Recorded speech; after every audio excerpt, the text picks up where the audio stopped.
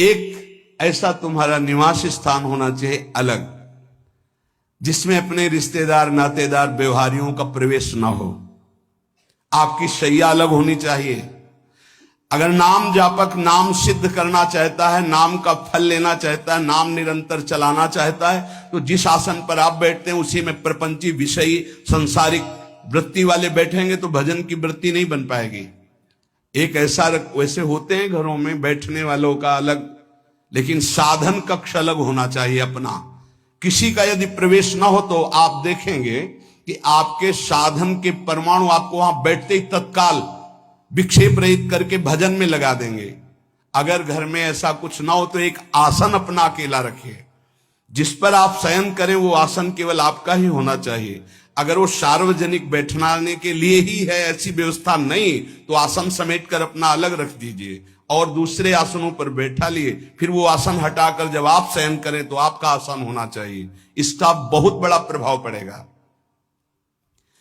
कोई भी ऐसा दृश्य या पुस्तक ना पढ़ें जो वासनात्मक हो और प्रभु के नाम से आपको विमुख कर दे। अखबार आदि, समाचार आदि, ये हमारे चिंतन को नष्ट करते हैं।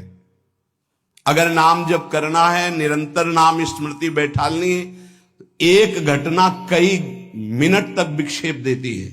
ऐसा हुआ, कैसे लोग हैं।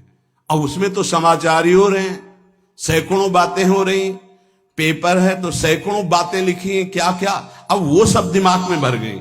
इतना व्यसन है किसी किसी को पेपर पढ़ने का, समाचार पत्र पढ़ने का, कि सुबह होते ही वो विरह में रहते हैं कि पेपर आ जाएगा। आया नहीं, मिला तो ऐसी एकाग्रता से पढ़ते हैं जैसे वेदांत चिंतन करने वाला वेदांत चिंतन। चश्मा लगा, चाय रखी, ठंडी हो रही, उससे मतलब बीच बीच में चाय और चश्मा से और पूरे दिमाग में वही। अब क्या करेगा, जो पढ़ा है उसका चिंतन बनेगा, वही बोला जाएगा। अब जहां चार मिले तो तुम्हें पता है, उत्तर प्रदेश में ये हुआ, मध्य प्रदेश में ये हुआ, चर्चा दिमाग। नाम जापक पूज्य श्री नारायण स्वामी कह रहे हैं, अखबार पढ़ना, दुनिया भर की प्रपंच की जिसमें बातें हैं, ऐसे समाचार, ऐसे टेलीविजन देखना, ये तुम्हारे हृदय में नाम नहीं चलने देंगे, तुम्हारी स्फुरणा को गंदी कर देंगे, बेकार का वक्त खराब होगा। इसलिए अगर आपको पढ़ना ही है तो धार्मिक ग्रंथों को पढ़िए, अपने इष्ट संबंधी ग्रंथों को पढ़िए नाम जपने के लिए। किसी को कभी वचन न दें। पांचवा, बहुत बहुत पॉइंट की बात करें, यदि आपने किसी को वचन दे दिया और पूरा नहीं किया तो भजन का फल वहां जाएगा, ध्यान रखना। यही हमसे सब त्रुटियां होती रहती है अपने लोगों से। जाओ आज से बाद वचन दे दिया, हम ऐसा नहीं करेंगे, नहीं करेंगे चाहे मर जाएं।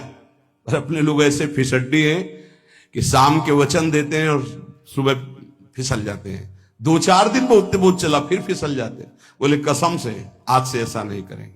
तो आप इसको खिलवाड़ न समझे, आपके सुकृत नष्ट हो रहे हैं, वासना आपके सुकृतों को नष्ट कर रही। दूसरा, जैसे आपने किसी से कहा कि मैं शाम के 5 बजे आ जाऊंगा, तो 5 बजने में 5 मिनट कम होने पर आपको पहुंच जाना चाहिए, 5 मिनट ओवर होने पर नहीं, उसके पहले ही आपको ऊपर। यह संतों के जीवन में देखा गया है। समय का बहुत बड़ा जीवन में अस्तित्व है। अगर आप किसी को समय दें, फिर उसमें प्रमाद स्थिति नहीं होनी चाहिए। 5 मिनट पहले पहुंचिए। समय दिया है किसी को तो 5 मिनट पहले उसको इंतजार ना करना पड़े। रात को सोते समय नाम जापक उपासक विचार करें, मेरा नाम किन किन कार्यों में छूटा, मेरे से कौन कौन सा पाप हुआ, मैंने कौन सी आज गलती की जो नहीं करना चाहिए, और उसे डायरी में नोट करें। नारायण स्वामी कह रहे हैं दूसरे दिन सावधानी पूर्वक वो गलतियां ना होने पावे जो हमने आज की। जब उपासक सत्य बोलना स्वीकार करता है तो उसके हृदय में डर जागृत हो जाता है। ध्यान रखना, डर ये माया के द्वारा प्रेरित है। अगर व्यापार में सत्य बोलेंगे तो पैसा अधिक नहीं आएगा। अगर हम सत्य बोल दिए तो डांट लगेगी। अगर हम सत्य बोल दिए तो सब लोग जान जाएंगे मैं ऐसा गंदा हूं। सच्ची मानिए, सत्य बोलने का नियम ले लीजिए, आप निष्पाप हो जाएंगे, आप महात्मा बन जाएंगे अंदर से। कोई भी पापाचरण आपके जीवन में नहीं रह जाएगा। भगवान का नाम सत्य है। उस नाम को चलाने के लिए झूठ बोलने वाला नाम को कैसे चला सकता है? सत्य बोलने से यदि तुम्हारा नुकसान हो रहा है तो तुम सह जाइएगा। नारायण स्वामी कह रहे हैं उससे बड़ा लाभ आपको श्री भगवान प्रदान करेंगे। आप सत्य बोलिए। आजकल भगवान पर विश्वास नहीं, इसलिए झूठ पर विश्वास है। कलयुग की ऐसी प्रेरणा है कि सब झूठ बोलने लगे हैं। कोई डरता ही नहीं झूठ बोलने में, पूरा का पूरा। जैसे नहीं कहते कुछ तो सत्य होगा, ऐसे ऐसे महानुभाव हैं कि 100% झूठ बोल जाते हैं। 100%। धन्य है मोबाइल जो झूठ बुलाने में बहुत प्रवीण है, बहुत प्रवीण है। अरे भाई हम नहीं मिल सकते, आज हमारा मन नहीं है, खत्म खेल हो गया, सत्य बात है, नहीं मिल सकते आपसे, मत उठाओ फोन। अगर तुम्हें झूठे ही बोलना है तो फोन क्यों उठाओ? नहीं बोलेंगे, नहीं उठाएंगे तो समझ जाएगा कि उनकी रुचि नहीं। ये झूठ क्यों बोलना? सत्य बोलो। झूठ से यदि आप बच गए तो आपके जिह्वा पे नाम निरंतर चलने लगेगा। ये झूठ ही नाम नहीं चलने दे रहा। असत्य आचरण, छुपाने की वृत्ति, असत्य भाषण, ये नाम में प्रीति नहीं। किसी को भी फुसलाने के लिए झूठ मत बोलिए। सत्य बोलने का अभ्यास कर लिए तो पापी जीव भी महात्मा बन जाए। सत्य आवश्यक है। एक बड़े कागज पर ऐसी जगह लिख के रख लो जहां तुम उठते बैठते देखते हो कि मुझे सत्य बोलने का नियम लेना है, झूठ नहीं बोलना है।